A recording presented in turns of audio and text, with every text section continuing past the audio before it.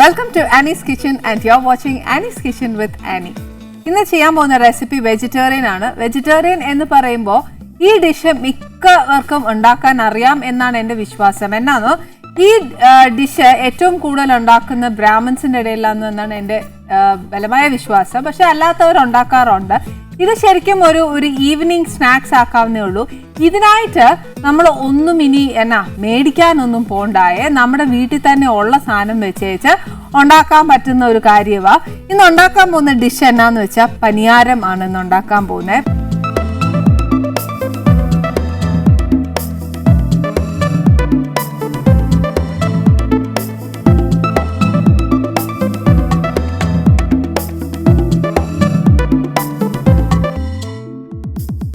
ഇതിനകത്ത് ഒരുപാട് വലിയ ഇൻഗ്രീഡിയൻസ് ഒന്നുമില്ല.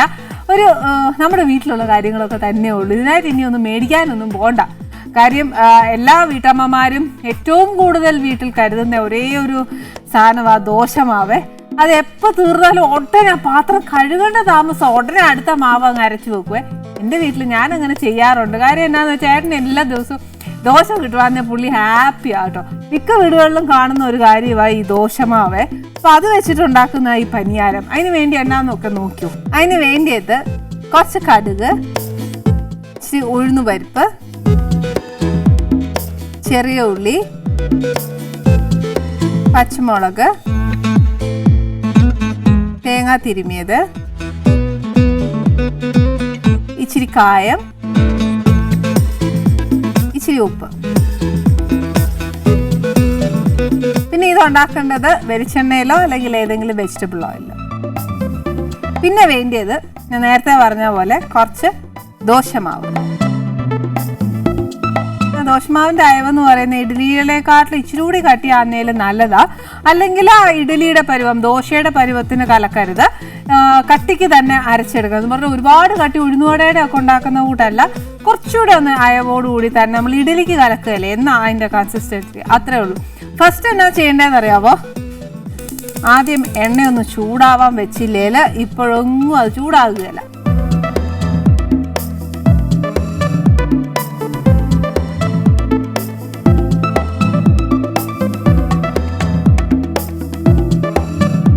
ഇനി ഇപ്പം തന്നെ നമ്മൾ പാന് കത്തിച്ചതെന്നറിയാവോ? ഇതിനകത്തോട്ട് ഒരു ഇച്ചിരി പണിയുണ്ട്. എന്നാന്നോ, ഇതിനകത്ത് നമ്മൾ ഇച്ചിരി വെള്ളമൊക്കെ പറ്റി കഴിഞ്ഞ് കഴിഞ്ഞാൽ ഇച്ചിരി എണ്ണ ഒഴിച്ചേച്ച്,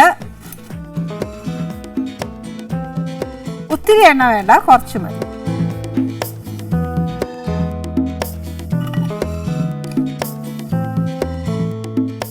കാര്യം എണ്ണയുടെ അളവ് കൂടുന്തോറും പിന്നെ ലൂസ് ആവുക ബാറ്റർ. അന്നേരം ഒത്തിരി എണ്ണ ഒഴിക്കേണ്ട. ഇതിനകത്തോട്ട് നമ്മൾ കടുക്, ഉഴുന്നുപരിപ്പ് ഇതെല്ലാം ഇച്ചിരി മൂപ്പിച്ചേച്ച് നമ്മുടെ ഈ മാവിനകത്തോട്ട് ചേർക്കണം. നമ്മൾ എത്ര ഉണ്ടാക്കുന്നതെന്ന് വെച്ചാൽ അത്രയും. ഇത്രയും മാവിനകത്ത് ഉണ്ടാക്കുവാണെങ്കിൽ ഒരു 10-50 എണ്ണം കിട്ടുവേ. അത്രയൊന്നും നമുക്ക് ആവശ്യമില്ലല്ലോ. വീട്ടിൽ എത്ര അംഗങ്ങളാ നോക്കിയേച്ച് അത് കണക്കാക്കി ചേർത്താൽ മതി.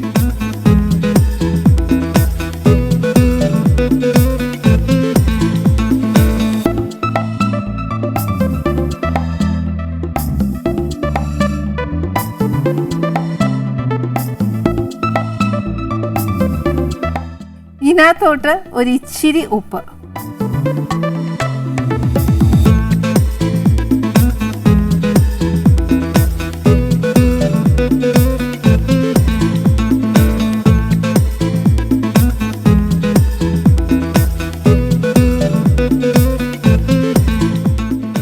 എണ്ണ നല്ലതായിട്ട് ചൂടായിട്ട് ഇതിനകത്തോട്ട് കടുകിട്ടേച്ച് കുറച്ച് ഉഴുന്നുപരിപ്പ് ഇഷ്ടമാണെന്നതിൽ ഒരു ഇച്ചിരി കൂടുതലിട്ടോ. അതിനാണെന്നറിയോ, മൊരിഞ്ഞു വന്നേച്ചാൽ നമ്മൾ ആ ഇഡ്ഡലിയിൽ ആ ബാറ്ററിനകത്ത് ഇട്ടൊന്ന് ഇളക്കിയെല്ലാം എടുക്കുമ്പോൾ നമ്മളത് കഴിക്കുമ്പോഴത്തേനും ഉണ്ടല്ലോ അതിൻ്റെ ഒരു ഉഴുന്നുപരിപ്പ് മൊരിഞ്ഞിട്ട് കടിക്കുമ്പോൾ ഒരു നല്ലൊരു ടേസ്റ്റാണ്. അതുകൊണ്ട് അത് ഇഷ്ടമാണെന്നതിൽ ഒരു ഇച്ചിരി കൂടുതലിട്ടോ.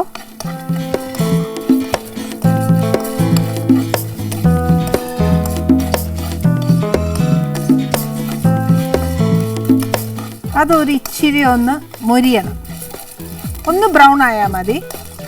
ഇപ്പം നമ്മൾ പച്ച ഉഴുന്നല്ല ഇട്ടേക്കുന്നത്, അതുകൊണ്ട് ഒരു ഇച്ചിരി മൊരിയാനായിട്ട് ഉള്ള ഒരു കടുകടുപ്പ് വരണം.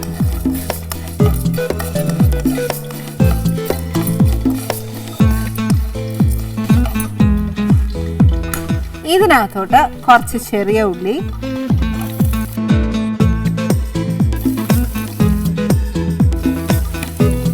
കുറച്ച് പച്ചമുളകും. നമുക്ക് എരിവ് അനുസരിച്ചാണ് പച്ചമുളക്.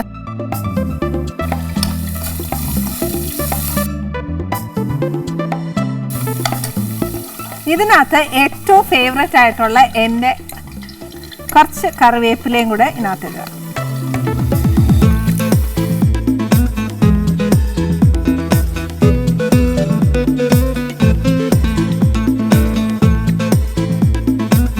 ഉള്ളി നല്ലതായിട്ട്, അതായത് നമ്മൾ ഇച്ചിരി കട്ടിയില്ലാതെ അരിഞ്ഞേക്കുന്നത്, എന്നാലും അതിനൊരു ഇച്ചിരി ഒരു വേവുണ്ട്. നമ്മൾ എണ്ണയിലിടുമ്പോൾ ഉള്ളിക്ക് ഒരു നല്ലൊരു മണം വരികയല്ലേ, ആ ഒരു മണം വന്നേച്ച് ഉള്ളി ഒന്ന് വേവുകയല്ലേ, ആ ഒരു വേവ് മാത്രം മതി.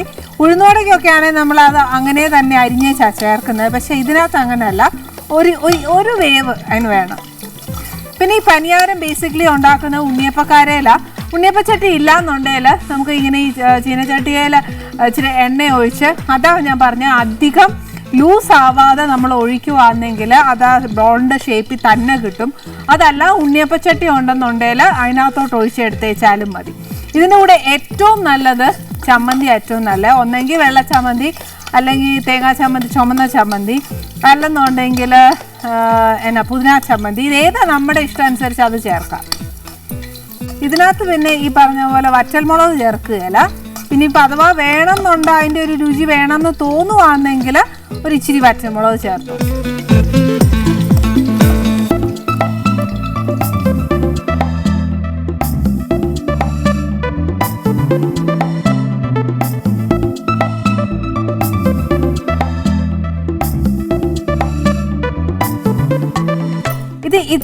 ഞാനിപ്പോൾ വഴറ്റിയേക്കുന്ന കംപ്ലീറ്റ് ഇതിനകത്തോട്ട് ചേർത്തേച്ച് എണ്ണ നല്ല ഇപ്പോൾ ഉണ്ണിയപ്പക്കാരെ അല്ലാത്തതുകൊണ്ട് എണ്ണ നല്ല ചൂടായതിന് ശേഷമേ നമുക്ക് ഈ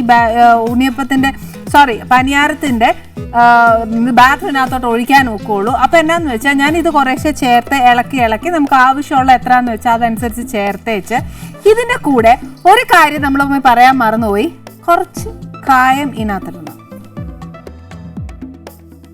കായത്തിൻ്റെ ടേസ്റ്റ് ഒരുപാട് വേണ്ട, ഒരു നുള്ള്, അതായത് 1, 2, 3 പിഞ്ച്, മാക്സിമം 3 പിഞ്ചസ്, അതിലപ്പുറം വേണ്ട.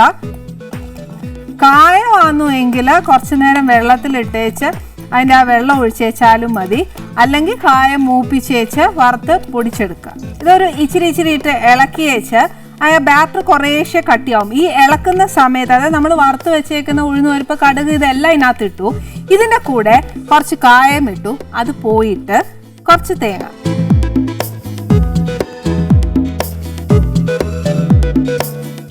ശരിക്കും പറഞ്ഞാൽ ഈ കുമ്പിളപ്പം ഒക്കെ ഉണ്ടാക്കുമ്പോഴത്തേക്കുണ്ടല്ലോ, ചക്കയപ്പം, കുമ്പിളം എന്നൊക്കെ പറയുന്ന കോട്ടയം സൈഡിലോട്ടാണ്. അന്നേരം അതൊക്കെ ഉണ്ടാക്കുമ്പോഴത്തേക്ക് നമ്മൾ ഇഷ്ടംമാതിരി തേങ്ങ ഇടുവേ. അന്നേരം ആ തേങ്ങ ഒക്കെ ഈ വെന്ത് വരുമ്പോൾ, ചക്കയുടെ കൂടെ വെന്ത് വരുമ്പോഴത്തേന് നല്ല ടേസ്റ്റാണ് കഴിക്കാൻ. അന്ന് പറഞ്ഞ പോലെ എനിക്കത് ബേസിക്കലി ഇഷ്ടമാണ്. അപ്പോൾ ചിലർക്കാണെങ്കിൽ ഇങ്ങനെ ഈ തേങ്ങ ഇങ്ങനെ ഹാഫ് വേവോടുകൂടി വരുമ്പോഴത്തേക്ക് കഴിക്കാനായിട്ട് ഭയങ്കര ഇഷ്ടമാണ്. അന്നേരം ഇഷ്ടമുള്ള ആൾക്കാരാണെങ്കിൽ ആ തേങ്ങയുടെ അളവ് അതനുസരിച്ച് കൂട്ടുകയും കുറയ്ക്കുകയും ഒക്കെ ചെയ്യാം. പക്ഷേ ഇത് തേങ്ങയും ഉഴുന്നുപരിപ്പും സവാളയും ഇതെല്ലാം കൂടെ ചേരുമ്പോൾ ഉണ്ടല്ലോ, ഒരു എരിവ് ഒക്കെ ഉള്ള ഒരു നല്ലൊരു ടേസ്റ്റുള്ള ഒരു പലഹാരം. ഇതിൻ്റെ കൂടെ ഓപ്ഷനിലാണ്, വേണമെങ്കിൽ മാത്രം കുറച്ച് ഇഞ്ചി ചേർക്കാം, ഇല്ലെങ്കിൽ വേണ്ട, അത്രേ ഉള്ളൂ. നമ്മൾ അതെല്ലാം കൂടെ കലക്കി വെക്കുമ്പോൾ ഇഡലി മാവിനെ കാട്ടിലും ഇത് കുറച്ചുകൂടെ നല്ല കട്ടിയുള്ള ഒരു ബാറ്ററായിട്ട് മാറുവേ.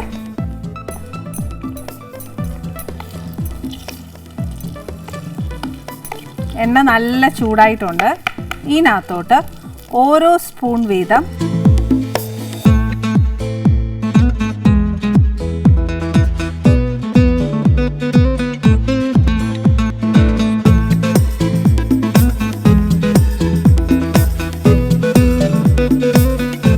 ഇത് ശരിക്കും ബാറ്ററിൻ്റെ കൺസിസ്റ്റൻസി കൂടി പോവുകയാണെങ്കിൽ നമ്മൾ ദോശയൊക്കെ ഉണ്ടാക്കുന്ന പോലെ ഇതങ്ങ് പരന്നു പോവേ, അത് വേണ്ട. ശരിക്കും ഇത് നല്ലോണം അടി ഒന്ന് മൂത്ത് കഴിഞ്ഞ് കഴിഞ്ഞാൽ അത് തന്നെ ചീനച്ചട്ടിയും തന്നെ അങ്ങ് വിട്ടുപോരും. അതുവരെ ഒന്ന് ക്ഷമിക്കുക. പിന്നെ ആന്നേൽ ഇത് കുറച്ച് തീ നല്ല ചൂടായി കഴിഞ്ഞ് കഴിഞ്ഞാൽ കുറച്ച് സിമ്മേ വെച്ചേച്ച് വേണം ഇത് എണ്ണയിലോട്ട് ഒഴിക്കാനായിട്ട്. ഇല്ലെന്നുണ്ടെങ്കിൽ ഈ പറഞ്ഞ പോലെ അതങ്ങ് എന്നാ പറയുക, സിമ്മിലാക്കി കഴിയുമ്പോഴേ ഉള്ളിൽ അതൊന്ന് വെന്ത് കിട്ടത്തുള്ളേ. ഇല്ല വലിയ തീയലാന്നേൽ പെട്ടെന്ന് അങ്ങ് മുരിഞ്ഞു പോകും. ഉണ്ണിയപ്പക്കാരെ ആന്നു എങ്കിൽ ഈ പറഞ്ഞ പോലെ നല്ല ബോൾസ് ആയിട്ട് കിട്ടും. പക്ഷെ മറ്റേത് അൺഷേപ്പായി പോവും. എന്നാലും പ്രശ്നമില്ല, ടേസ്റ്റ് ഒന്നല്ലേ അല്ലേ. ഇത് ഇനി ഓരോന്നായിട്ട് ഒത്തിരി ഇടരുത്, ഒത്തിരി ഇട്ട് കഴിഞ്ഞാൽ ഒന്നൊന്നിന് ഒട്ടിപ്പോവും. പിന്നെ ആണെങ്കിൽ അതിന്റെ ഷേപ്പ് നമ്മൾ മുറിച്ചെടുക്കുമ്പോഴത്തേക്ക് ഈ മുരിഞ്ഞ ഭാഗം ഒന്നും കാണുകയില്ല, അതിനകത്ത് ആ പച്ച കാണുവേ. അങ്ങനെയല്ല. അപ്പൊ നമ്മൾ ഓരോന്നായിട്ട് ഓരോ സ്പൂണിൽ ഓരോന്നായിട്ട് ഒരു 3 എണ്ണം മാക്സിമം അല്ലെങ്കിൽ 4 എണ്ണം, അതിൽ കൂടുതൽ ഇടരുത്. ഇട്ടേച്ച് പതുക്കെ പതുക്കെ മൊരിച്ചെടുക്കണം. ഇതിന്റെ കൂടെ അത്യാഗ്രഹം എന്ന് വിചാരിക്കില്ല, തേങ്ങയ്ക്കൊക്കെ വലിയ വിലയാ. എന്നാലും പോട്ടെ, നമുക്ക് സ്വാദോടുകൂടി ഭക്ഷണം കഴിക്കാൻ ഒരു അത്യാഗ്രഹത്തിന്റെ പേരിൽ ഒരു 3 ചമ്മന്തിയോ അല്ലെങ്കിൽ 2 ചമ്മന്തിയോ എന്നതാണേലും അറ്റ്ലീസ്റ്റ് ഒരു ചമ്മന്തിയെങ്കിലും അരച്ചേച്ച് വേണം ഇതിന്റെ കൂട്ടത്തിൽ കഴിക്കാനേ. അതല്ല, ഇതൊന്നും വേണ്ട, നല്ല ചൂടായിട്ട് ചൂട് ചായയും കൂട്ടി കഴിക്കാനാന്നേല അങ്ങനെ. പക്ഷേ ഞാൻ ഇപ്പൊ പറഞ്ഞ പോലെ ഒരു അത്യാഗ്രഹം എന്ന് പറഞ്ഞാൽ ഒരു ചമ്മന്തിയെങ്കിലും വേണ്ടേ. ഞാൻ ഇവിടെ സെറ്റാക്കി വെച്ചിട്ടുണ്ട്. ഇതിന് വലിയ ഡെക്കറേഷൻസ് ഒന്നുമില്ല. കാര്യം വെച്ചാൽ 4 മണിക്ക് നമ്മൾ കഴിക്കുന്ന പലഹാരത്തിന് വലിയ ഡെക്കറേഷൻസ് ആവശ്യമില്ല. ചുട്ടു വെക്കുമ്പോൾ തന്നെ ഉണ്ടല്ലോ, പിള്ളേരൊക്കെ അത് എടുത്ത് കഴിക്കും. പിന്നെ എന്നാന്ന് വെച്ചാൽ ഒരു വലിയ ബ്രേക്ക് ചോദിച്ചാൽ പോലും എനിക്ക് 3 ചമ്മന്തി ഒന്നും അരയ്ക്കാൻ പറ്റിയില്ല. ഈ പറഞ്ഞാൽ അത്യാഗ്രഹം പോലെ 2 ചമ്മന്തി അരച്ചിട്ടുള്ളൂ. ബട്ട് സ്റ്റിൽ ഇത് കുറച്ചൊരു സ്പൈസി ആന്നു. പക്ഷെ ഒരു ഉഴുന്നുവട കഴിക്കുന്ന പോലെ ഒരു എഫക്റ്റ് ഉണ്ടോ എന്ന് ചോദിച്ചാൽ അതില്ല, ടോട്ടലി ഡിഫറെൻ്റ് ആണ്. പക്ഷെ ഒരു നല്ല പലഹാരമാണു. ഈ പറഞ്ഞ പോലെ നമ്മുടെ ദേഹത്തിനൊന്നും ഒരു ദോഷം ചെയ്യാത്ത രീതിയിൽ ഉള്ള ഒരു നല്ല പലഹാരമായി ചെയ്യുന്നത്. ഈ ഒരു നല്ല ഒരു ഡിഷ് പോലും ചീത്തയാണെന്ന് ഞാൻ പറയുകയല്ല, എല്ലാം നല്ലത് തന്നെയാണ്. പക്ഷേ ഇന്ന് എനിക്ക് എൻ്റെ ആനീസ് കിച്ചണിൽ എനിക്കൊരു വളരെ ഒരു സ്പെഷ്യൽ ആയിട്ടുള്ള ഒരു ഗസ്റ്റാണ് വരുന്നത്. Very simple and humble person. പക്ഷേ നമ്മൾ ഒത്തിരിയും യൂത്ത് ഈ പറഞ്ഞ പോലെ റോൾ മോഡൽ ആക്കാൻ ശ്രമിച്ചിട്ടുണ്ട്. ബിക്കോസ് സ്റ്റിൽ അദ്ദേഹത്തിന് അറിയുമെന്ന് അറിയത്തില്ല, ഒരു സർട്ടൺ പീപ്പിൾ, അതായത് കുറച്ച് ആൾക്കാർ അദ്ദേഹത്തെ ഇപ്പോഴും ഈ പറഞ്ഞ പോലെ അഡ്മയർ ചെയ്യുന്നവരുണ്ട്, ഒരു ഫാൻസ് ഉണ്ട്, ഒത്തിരി പേര് റോൾ മോഡൽ ആക്കിയിട്ടുണ്ട്. നമ്മൾ സംസാരിക്കാൻ എന്താ പറയാ, അങ്ങനെ ഒരു എത്തിപ്പെടാനൊക്കെ ഒത്തിരി പേര് ആഗ്രഹിക്കുന്ന ഒരു വ്യക്തിയായി ഇന്ന് ഇവിടെ നമ്മുടെ ആനീസ് കിച്ചണിൽ വരുന്നത്. വേറെ ആരുമല്ല വരുന്നത്, ശ്രീറാം വെങ്കിട്ടരാമൻ IAS ആണ് ഇന്ന് നമ്മുടെ ആനീസ് കിച്ചണിലേക്ക് വരാൻ പോകുന്നത്. Hearty welcome, hearty welcome. ഒരു IAS എന്നൊക്കെ വിചാരിച്ചപ്പോൾ ഞാൻ വിചാരിച്ചു ശരിക്കും പറഞ്ഞാൽ എന്നെ സിനിമയിലൊക്കെ കാണുന്ന കൂട്ട് ഭയങ്കര ചവിട്ടി പൊട്ടിച്ച് ഒക്കെ കയറി വരുമായിരിക്കും. You came so simple. അതെന്നാ അങ്ങനെ? ശരിക്കും എന്താ പറയാ, നമുക്കും ഇപ്പൊ സർവീസിൽ കയറുന്നതിന് മുമ്പ് ഇതേപോലൊരു ഇമേജ് ആയിരുന്നു. കാരണം നമ്മളൊക്കെ കണ്ടു വളർന്നിരിക്കുന്ന മമ്മൂക്കയുടെ ഒക്കെ IAS ഇമേജസ് ആണല്ലോ. അപ്പോൾ ആ ഒരു എന്താ പറയാ, ഒരു അഗ്രഷനും ഒരു ഒരു ഒരു ഒരു ടെസ്റ്റോസ്റ്ററോൺ പഞ്ചും ഒക്കെ. പക്ഷെ സർവീസിൽ കയറി കഴിയുമ്പോൾ നമുക്ക് മനസ്സിലാവും അങ്ങനെയൊന്നും അല്ല. കാരണം എല്ലാം സാധാരണ ടൈപ്പ് ആളുകളൊക്കെ തന്നെയാണ്, നമ്മുടെയൊക്കെ ചുറ്റിലും പഠിച്ച ആളുകളൊക്കെ തന്നെയാണ് സർവീസിൽ കയറുന്നത്. പലതരത്തിലുള്ള ആളുകളുണ്ട്. Okay, have you ever inspired Mammootka in that role? And ആ ഒരു റോൾ കണ്ടിട്ട് have you ever inspired him? അല്ല, തീർച്ചയായും എന്താ പറയാ, not after becoming an officer, പക്ഷെ ബിഫോർ ദാറ്റ്, ഐ മീൻ ആ സിനിമയൊക്കെ കണ്ടിരുന്ന ആ ഒരു പ്രായത്തിലും ആ ഒരു കാലഘട്ടത്തിലും തീർച്ചയായും അതുപോലെ ആവണമെന്ന് ആഗ്രഹം എല്ലാവർക്കും തോന്നിയിട്ടുണ്ടാവില്ലേ? അതുപോലെ തീർച്ചയായും. അപ്പൊ ശരിക്കും ഇത് തന്നെയായിരുന്നു aim, I want to become an IAS officer? അങ്ങനെയില്ല കേട്ടോ. അത് എനിക്ക് തോന്നുന്നു ദിസ് ഇസ് സംതിങ് ഒരു ഒരു ഒരു കോളേജ് കഴിഞ്ഞിട്ട് വന്ന ഒരു ഐഡിയ ആണ്, ഒരു ട്വിസ്റ്റ്. അതിനു മുമ്പ് അങ്ങനെ ഒരു ഐഡിയ ഒന്നുമില്ല. അച്ഛൻ ഒരുപാട് ഈ പറഞ്ഞ പോലെ സപ്പോർട്ട്, എൻകറേജ്മെന്റ്, അച്ഛന്റെ ഒരു സപ്പോർട്ട്? തീർച്ചയായും. അച്ഛന് ഒരു അക്കാഡമിഷ്യൻ ആണ്, ഒരു കരിയർ കൺസൾട്ടന്റ് ആണ്. ഞങ്ങൾക്ക് മലയാളികൾക്ക് എല്ലാവർക്കും അറിയാം, he's A very good person. Because ഇപ്പോഴത്തെ യൂത്തിന് ഏറ്റവും കൂടുതൽ ഗൈഡ് ചെയ്ത് വിടുന്ന ഏറ്റവും നല്ലൊരു മനുഷ്യൻ, സത്യം. അപ്പൊ അതുപോലെ ആ ഒരു എന്താ പറയാ, ഒരു ഹെൽപ്പും ഗൈഡൻസും എപ്പോഴും ഉണ്ടായിട്ടുണ്ട്. But at the same time കുറെ കാര്യങ്ങൾ അറിയാവുന്നവരുടെ വേറൊരു പ്രശ്നം, they usually end up being control freaks അല്ലേ. നമ്മൾ ഇന്ന് തന്നെ ചെയ്യാവൂ, നമ്മുടെ ഐഡിയ എന്തായിരുന്നാലും അതിനേക്കാളും ബെറ്റർ എന്റെ ഐഡിയ ആണ്, ബിക്കോസ് ഐ നോ ബെറ്റർ എന്നുള്ള ആ ഒരു ആറ്റിറ്റ്യൂഡ് ഒന്നും ഇല്ല. അച്ഛൻ എവിടെയെങ്കിലും ഒരു ഫോഴ്സ്ഫുൾ ആയിട്ട് മോനെ നീ ഇതിങ്ങനെ ചെയ്യാം, അങ്ങനെ ചെയ്ത് this will be better, this will not good, അത് ഐ മീൻ ഒരിക്കൽ അങ്ങനെ ചെയ്തിട്ടുണ്ട്. ആൻഡ് അന്ന് എനിക്ക് അതിന്റെ വില അറിയില്ല. അന്ന് ഞാൻ കുറെ എന്താ പറയാ ആർഗ്യൂ ചെയ്തിട്ട് അവസാനം മനസ്സോടെ ഞാനത് ചെയ്തത്.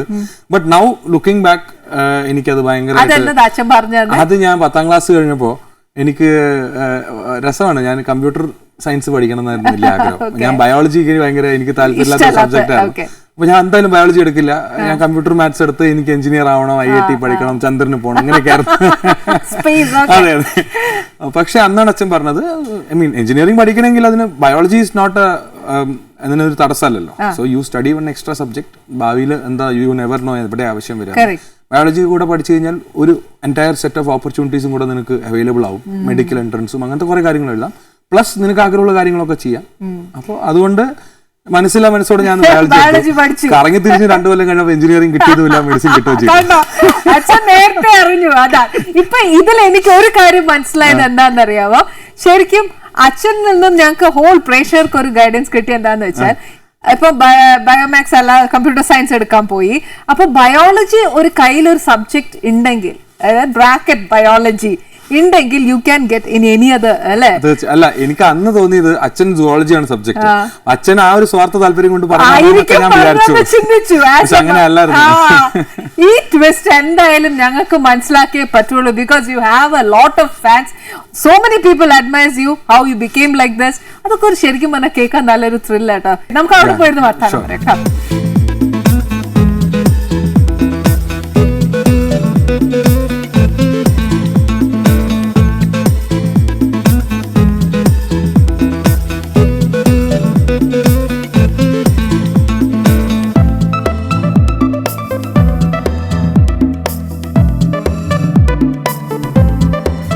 ഇതേപോലത്തെ പലഹാരമൊക്കെ സർ ഈ പറഞ്ഞ പോലെ കുഞ്ഞുനാളിലായിരിക്കും കഴിച്ചേക്കുന്നത്. എന്നെ ശ്രീറാം എന്ന് വിളിച്ചാൽ കുറച്ചുകൂടി കംഫർട്ടബിൾ ആയിരുന്നു സർ. വേണ്ടേ? അത് ഭയങ്കര അൺകംഫർട്ടബിൾ അല്ലേ? അതെ, ഞാനൊരു കാര്യം ചെയ്യാം. സാറും വേണ്ട, ശ്രീറാം വേണ്ട, നടുക്കത്തെ ആക്കട്ടെ, ശ്രീ ആക്കട്ടെ. പിന്നെന്താ, എന്നെ ഏറ്റവും കൂടുതൽ ആളുകൾ ശ്രീനാ എന്നാ ഓക്കെ. അത് മാത്രല്ല, നമ്മുടെ മലയാളികളുടെ ഇടയിലുള്ള ഒരു ശ്രീയാ ഏറ്റവും കൂടുതൽ ഇഷ്ടപ്പെടുന്നത്. കാരണം യൂത്തിന്റെ ഇടയിലില്ല, ഞാൻ ഒരുപാട് കേട്ടിട്ടുണ്ട്. Because you are such like that. അതാണോ ശരിക്കും? അത് ചിലപ്പം സ്ത്രീക്ക് മനസ്സിലാവുന്നുണ്ടാവില്ലായിരിക്കാം. You might know that. ഒത്തിരി പേരുണ്ട് അങ്ങനെ സ്ത്രീയെ ഇഷ്ടപ്പെടുന്നതും യുവർ ആറ്റിറ്റ്യൂഡ് എല്ലാം ഇഷ്ടപ്പെടുന്ന കുറെ ആൾക്കാരുണ്ടായിരുന്നു. വളരെ സന്തോഷം. അതാ ഇപ്പം എവിടെ വർക്ക് ചെയ്യുന്നത്? ഞാനിപ്പോ ഇൻഡസ്ട്രിയൽ ട്രെയിനിങ് ആൻഡ് എംപ്ലോയ്മെന്റ് ഡിപ്പാർട്ട്മെന്റ്സിന്റെ ഡയറക്ടറാണ്. ട്രിവാൻഡ്രത്ത്. പിന്നെ അതുകൂടാതെ സ്കിൽ ഡെവലപ്മെന്റ് മിഷന്റെ MD കൂടിയാണ്. പിന്നെ ODPC എന്നൊരു overseas placement agency. 4 still you are എന്താ പറയാ യൂത്തിന്റെ ഇടയിൽ തന്നെ. പിന്നെ ഫുൾ യൂത്ത് ആണ് ഇപ്പോ. എല്ലാ സൈഡിലും യൂത്ത് ആണ്. അതാണ്. ഓക്കെ. അതിന്റെ ആ ജോലിയെ സംബന്ധിച്ച് എന്തൊക്കെയാ അവിടെ ചെയ്യുന്നത്? ഇത് 4 വ്യത്യസ്തമായ കാര്യങ്ങളാണ്. ഇൻഡസ്ട്രിയൽ ട്രെയിനിങ് എന്ന് പറഞ്ഞാൽ നമ്മൾ കേട്ടാണ് ITI എന്ന് കേട്ടാണ്, പോളിടെക്നിക് പോലെ ITI. ITIs government ITIs 91 ITIs ഉണ്ട്. പിന്നെ പ്രൈവറ്റ് സെക്ടറിൽ ഒരു 200-300 ITIs. അതിന്റെയൊക്കെ ഒരു ഗവൺമെന്റ് ITIs ഡയറക്ട്ലി ഞങ്ങൾ റൺ ചെയ്യുന്നത്. അവിടുത്തെ അഡ്മിഷൻസും അതിന്റെ കൺസ്ട്രക്ഷൻ എല്ലാ കാര്യങ്ങളും. പിന്നെ പ്രൈവറ്റ് ITIസിലാണെങ്കിൽ എക്സാം നടത്തുന്നതും അവരുടെ മറ്റ് അഡ്മിനിസ്ട്രേറ്റീവ് ഇതൊക്കെ ചെയ്യുന്നത് നമ്മളാണ്. പിന്നെ എംപ്ലോയ്മെന്റ് ഡിപ്പാർട്ട്മെന്റ് നമ്മളെല്ലാം കേട്ടിട്ടുണ്ട്. എംപ്ലോയ്മെന്റ് എക്സ്ചേഞ്ചസ്, അതിന്റെ ഒരു ഗവേണിംഗ് അഡ്മിനിസ്ട്രേറ്റീവ് ഡിപ്പാർട്ട്മെന്റ് ആണ് എംപ്ലോയ്മെന്റ് ഡിപ്പാർട്ട്മെന്റ്. പിന്നെ സ്കിൽ ഡെവലപ്മെന്റ് എന്ന് പറഞ്ഞാൽ ഇപ്പോൾ വളരെയധികം കേന്ദ്ര സർക്കാരും സംസ്ഥാന സർക്കാരും ഒക്കെ പ്രാധാന്യം കൊടുക്കുന്ന ഒരു കാര്യമാണ് സ്കിൽ ഡെവലപ്മെന്റ്. നമ്മുടെ യുവാക്കളെ എങ്ങനെ സ്കിൽ ചെയ്ത് അവരുടെ നിന്നും മാക്സിമം എന്താ പറയുക ഒരു ഡെമോഗ്രഫിക് ഡിവിഡൻഡ് നാടിന് കിട്ടാൻ പറ്റുമെന്നുള്ളതിനെ സംബന്ധിച്ചൊരു വലിയൊരു ഡിസ്കോഴ്സ് നടക്കുന്ന ഒരു കാലം. അപ്പോൾ സ്കിൽ ഡെവലപ്മെന്റിന് വലിയ പ്രാധാന്യമുണ്ട്. അപ്പോൾ സ്റ്റേറ്റിലെ സ്കിൽ ഡെവലപ്മെന്റ് ആക്ടിവിറ്റീസിന്റെ ഫുൾ ഒരു ഫോക്കൽ പോയിന്റ് ആണ് സ്കിൽ ഡെവലപ്മെന്റ് മിഷൻ. കേസ് എന്ന് പറഞ്ഞ കമ്പനിയാണത്, അതിന്റെ MD ആണ്. പിന്നെ കേരള സർക്കാരിന്റെ ഒരു ഓവർസീസ് പ്ലേസ്മെന്റ് ഏജൻസി ഉണ്ട്. മെയിൻലി നഴ്സസിനെയും ഡോക്ടേഴ്സിനെയൊക്കെ മിഡിൽ ഈസ്റ്റ് മറ്റു രാജ്യങ്ങൾക്കൊക്കെ റിക്രൂട്ട് ചെയ്യുന്ന ഒരു ഏജൻസിയാണ് ODPC എന്ന് പറഞ്ഞത്, അതിന്റെ MD കൂടിയാണ്. ഓക്കെ.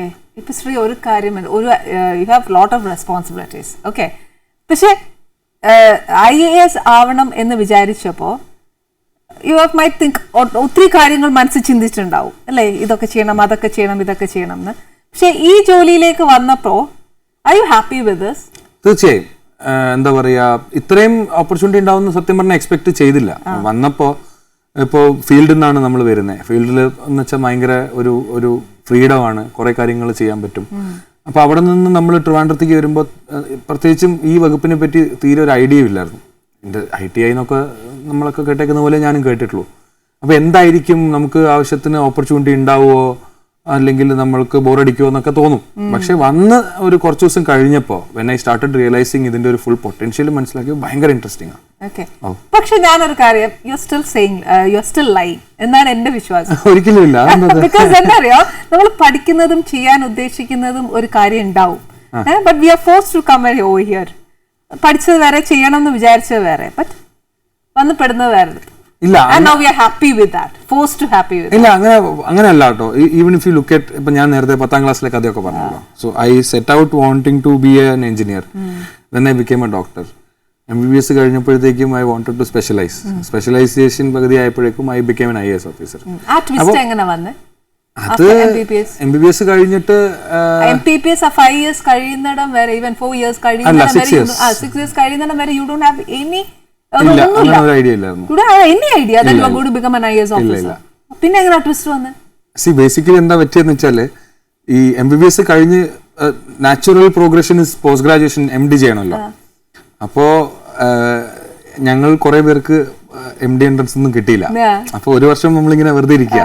അപ്പൊ MBBS കഴിഞ്ഞിട്ട് then 1 year you prepare for the next exam. അതായത് ഒരു ഡിസംബറിൽ കഴിഞ്ഞു, ആ ഡിസംബറിൽ MD എക്സാം എഴുതി ഉജ്ജ്വലമായിട്ട് പൊട്ടി.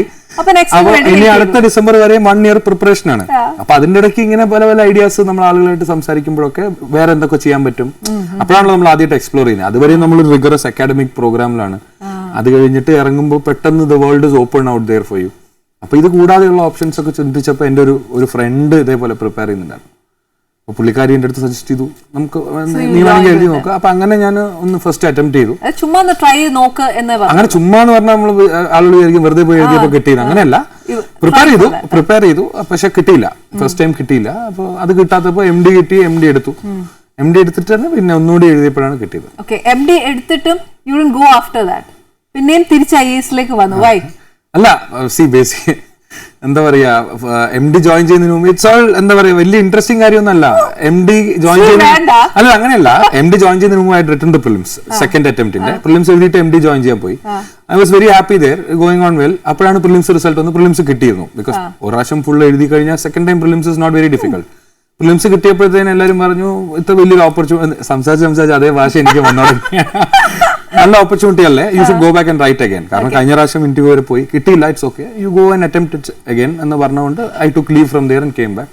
അങ്ങനെ വീണ്ടും പരീക്ഷ എഴുതിയപ്പോഴാണ് കിട്ടിയത്. ഓക്കെ. അപ്പൊ ഈ ഒരു സബ് കളക്ടറിന്റെ ചെയർ കിട്ടിയപ്പോ എന്തുവായിരുന്നു first? What was your mind?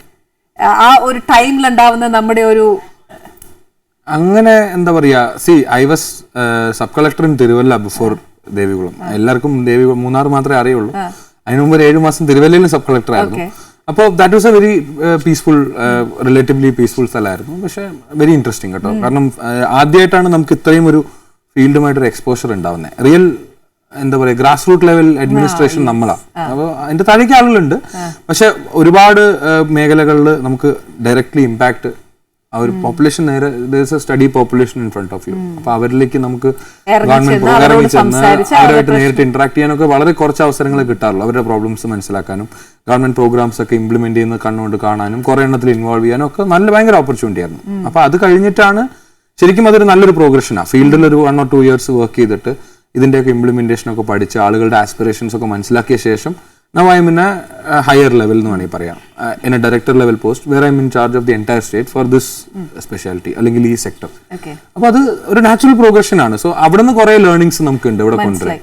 Okay. അപ്പൊ സബ് കളക്ടർ ആയിട്ട് രീതിയിൽ നമ്മൾ ആ തിരുവല്ലയിൽ ഇരുന്നപ്പോൾ you came to know each and every problem of a person. അങ്ങനെ എല്ലാം അല്ല, നമുക്ക് മനസ്സിലാക്കാൻ പറ്റും.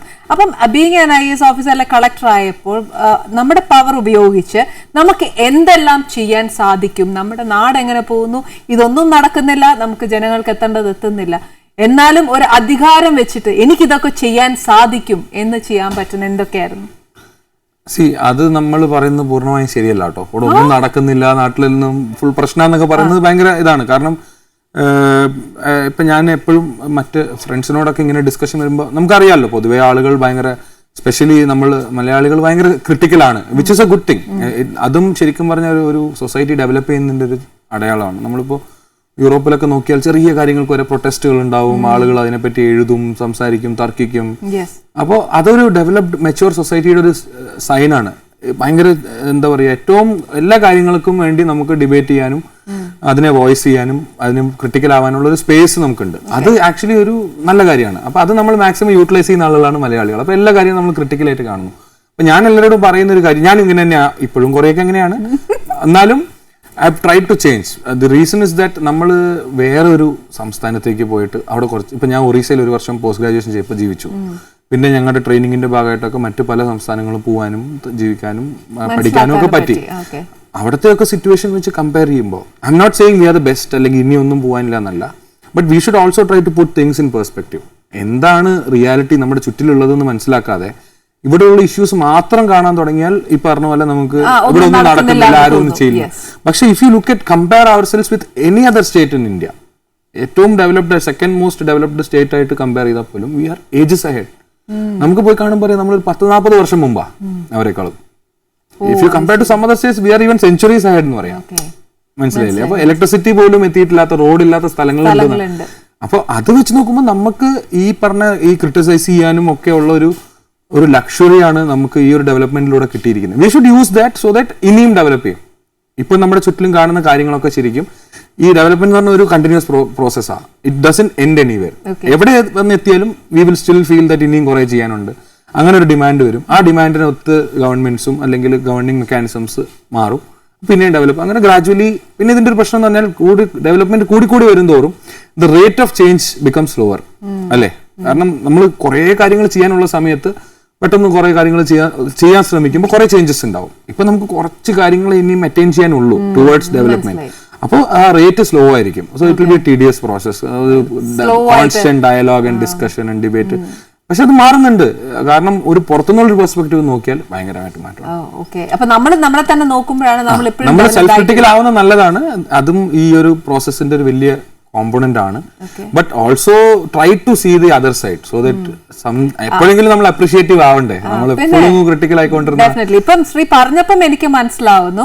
അല്ലെങ്കിൽ നമ്മൾ നമ്മുടെ ഒരു സ്റ്റേറ്റിൽ തന്നെ നിന്നിട്ട് അയ്യോ നമ്മൾ ഇത്രയേ ഉള്ളൂ, നമുക്ക് കുറെ കാര്യങ്ങൾ നമുക്ക് ചെയ്യാൻ പറ്റുന്നില്ല, ചെയ്തു തരുന്നില്ല എന്നൊക്കെ കുറെ നമ്മളും ക്രിട്ടിസൈസ് ചെയ്യാറുണ്ട്. അത് വേണം. That's also required. So that നമ്മൾ അങ്ങനെ വോയിസ് ചെയ്താലാണ് കൂടുതൽ മാറാൻ ഈ ഗവർണിംഗ് മെക്കാനിസംസ് ശ്രമിക്കുകയുള്ളൂ, ഇനിയും ഇമ്പ്രൂവ്മെന്റ് വരുള്ളൂ. പക്ഷെ അതിന്റെ മറ്റേ സൈഡും നമ്മൾ ഒന്ന് ഇടയ്ക്ക് കാണണം. അതായത് ഇതുവരെ നമ്മൾ എന്തൊക്കെ നേടി. ഇപ്പോൾ ഏറ്റവും ബെസ്റ്റ് ഉദാഹരണമാണ് നമ്മുടെ നിപ്പ വൈറസിനെ നമ്മൾ ഹാൻഡിൽ ചെയ്ത കാര്യം. അത് എല്ലാവരും ഡെവലപ്ഡ് രാജ്യങ്ങൾ വരെ അത് കണ്ടിട്ട് ഞെട്ടിയിരിക്കുകയാണ്. I mean how could you limited to ഈ പറഞ്ഞ ലെസ് ദാൻ 20 ഡെത്ത്സ് അല്ലെങ്കിൽ അത്രയും ആയിട്ടുള്ളൂ. 2 പേര് റിക്കവർ ചെയ്തു. ഐ മീൻ അത് ഫസ്റ്റ് ടൈമാണ്. അപ്പൊ എങ്ങനെ സാധിച്ചു എന്ന് പറഞ്ഞാൽ അതൊരു വണ്ടറാ. അപ്പൊ അങ്ങനത്തെ ഒത്തിരി.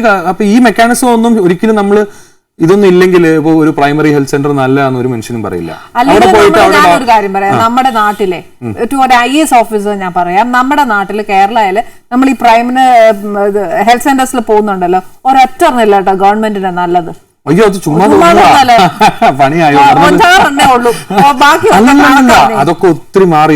ഇപ്പൊ ഒരുപാട് അല്ല പോയിട്ട് എന്നാണ് അവസാനം പ്രൈമറി ഹെൽത്ത് സെന്റർ പോയത്? ചെറിയ കുട്ടിയായിരിക്കും പോയതായിരിക്കും അല്ല. പക്ഷെ പോണം, നേരിട്ട് പോയി കാണണം, എന്നിട്ട് നമ്മൾ മനസ്സിലാക്കണം. ഇതും and you compare it to. ഞാൻ ഒരു ചെറിയ കഥയും കൂടെ, ഭയങ്കര ബോറിംഗ് ആണ്, പക്ഷെ എന്നാലും ഇത് തുടങ്ങി വെച്ച ഞാൻ പറയാം. ഞാനൊരിക്കൽ UP പോയി ഒരു ഗ്രാമത്തില്. ആൻഡ് ഇറ്റ്സ് ദാറ്റ് വില്ലേജസ് ഒരു less than 100 kilometres from Delhi, national capital. 100 kilometre അടുത്തുള്ള suppose to be the developed side of UP ആണ്. അവിടെ ഞങ്ങള് വില്ലേജ് അറ്റാച്ച്മെന്റിന് പോയതാണ്. അപ്പൊ ഞങ്ങള് ഈ പറഞ്ഞ മാതിരി ഓരോരുത്തർക്കും ഓരോ സെക്ടർ തന്നു. അപ്പൊ ഞാൻ ഡോക്ടർ ആയിരുന്നുകൊണ്ട് ഹെൽത്ത് സെക്ടർ എങ്ങനെയുണ്ടെന്ന് നോക്കിയിട്ട് വരാൻ പറഞ്ഞു. അപ്പൊ ഒരു 4000 പേരുള്ളൊരു ഗ്രാമം, അതിലൂടെ ഇങ്ങനെ നമ്മൾ നടക്കുക. ടിപ്പിക്കൽ ഒരു നോർത്ത് ഇന്ത്യൻ വില്ലേജ്. അതുകൊണ്ട് നടക്കുമ്പോൾ ഞാൻ ഹെൽത്ത് സെക്ടർ എങ്ങനെയുണ്ട്, എത്ര ഡോക്ടർമാരുണ്ട് എന്നൊക്കെ അന്വേഷിച്ച് പോയപ്പോഴത്തേക്കും നാട്ടുകാരൊക്കെ നമ്മുടെ കൂടെ ഇങ്ങനെ വരും. ഭയങ്കര ഹെൽപ്ഫുള്ളാണ്. കുട്ടികളൊക്കെ ഡോക്ടർമാരത്തേക്ക് കൊണ്ടുപോയി. ഞാൻ നോക്കിയപ്പോൾ 4000 പേർക്ക് 9 ഡോക്ടർമാർ ആ ചെറിയ ഗ്രാമത്തിൻ്റെ അകത്ത്. അപ്പം ഞാൻ ഞെട്ടിപ്പോയി. 9 ഡോക്ടർമാരോ? പോയിട്ട് അവരുടെ അടുത്ത് സംസാരിച്ചപ്പോൾ മനസ്സിലായി 9 വ്യാജന്മാരാ. എക്സ്പയറി തീർന്ന മരുന്ന് കുത്തി വെക്കുക, നീഡിൽ റീയൂസ് ചെയ്യുക, അയാൾക്ക് സ്റ്റെത്ത് കഴുത്തിൽ വെക്കാൻ പോലും അറിയാത്ത ഒരാളുണ്ട്. ഇതൊന്നും ഞാൻ എക്സാജറേറ്റ് ചെയ്യുന്നതല്ല, ഞാൻ നേരിട്ട് കണ്ട കാര്യങ്ങൾ. ഞാൻ 3 പേരെ പൂട്ടിച്ചു. ഞാൻ തന്നെ അവിടെ ഇട്ട് അവർ പിന്നെ തുറന്ന് കാണും. നമ്മുടെ ഒരു രസത്തിന് നമ്മൾ പൂട്ടിച്ചു. അതാണ് അവസ്ഥ. കേരളത്തിൽ എത്ര വ്യാജ ഡോക്ടർമാരെ കണ്ടിട്ടുണ്ട്? ആരുമില്ല. Different streams of medicine practice ചെയ്യുന്നവർ, ഡിഫറെന്റ് സ്കൂൾസ് ഓഫ് മെഡിസിൻ എന്ന് വരുന്നവരൊക്കെ ഉണ്ടാവും. ദിസ് ഇസ് ലൈക്ക് ഞാൻ MBBS ഡോക്ടർ എന്ന് പറഞ്ഞുകൊണ്ട് ഇരിക്കുകയാണ്. എടുത്ത് നോക്കിയപ്പോൾ 40 കൊല്ലം മുമ്പ് ഏതാണ്ട് ഒരു വർഷത്തേക്കാണ്ട് കോഴ്സ് ചെയ്തിട്ടുണ്ട്. അതിന്റെ സർട്ടിഫിക്കറ്റിൽ ഒന്ന് വയസ്സായി, 10-60 വയസ്സായി. ഞാൻ പോകുമ്പോൾ ഒരു കുട്ടി ഇഞ്ചക്ഷൻ എടുത്തിട്ട് പോവാ, കുപ്പിയെടുത്ത് നോക്കിയപ്പോൾ എക്സ്പയറി കഴിഞ്ഞു. നമ്മൾ ഇത്ര സിമ്പിൾ ആയിട്ടാ പറയുന്നത്. നമ്മുടെ നാട്ടിലായിരുന്നെങ്കിൽ ആലോചിച്ചു, നമ്മുടെ നാട്ടിൽ കാണാൻ പറ്റുമോ? അല്ലെങ്കിൽ കേരളത്തിൽ ഇത് നല്ലൊരു ഈസി മെക്കാനിസം, ടെക്നിക്കാണ്. കേരളത്തിൽ എത്ര വർഷം മുമ്പ് ഇങ്ങനെ ഒരു അവസ്ഥ ഉണ്ടായിരുന്നു കാണും? 50, 60, 70, 100 വർഷം മുമ്പാ. അതിനുശേഷം ഒന്നും ഇങ്ങനത്തെ സിറ്റുവേഷൻ ഇല്ല.